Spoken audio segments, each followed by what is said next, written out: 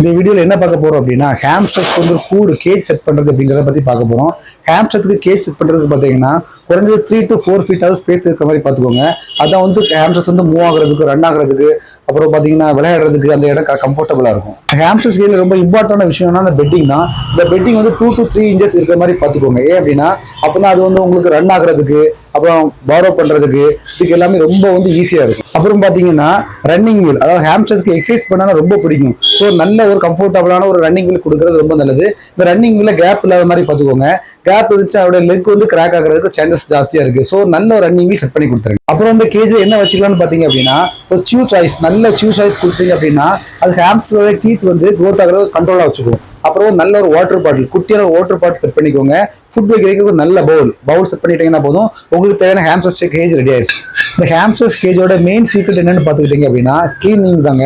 ரொம்ப கிளீனாக வச்சுக்கணும். அப்புறம் அதே மாதிரி நல்லா ஸ்பேசியஸாக வச்சுட்டீங்கன்னா போதும். இதுதான் ஹாப்பி ஹெல்த்தி ஹாம்ஸ்டர்ஸ்க்கான கேஜ் செட்டப். இந்த வீடியோ உங்களுக்கு யூஸ்ஃபுல்லாக இருந்துச்சுன்னா லைக் அண்ட் ஃபாலோ பண்ணுங்க. நெக்ஸ்ட் வீடியோவில் இதோட பெட்டரான டிப்ஸோட நான் வரேன்.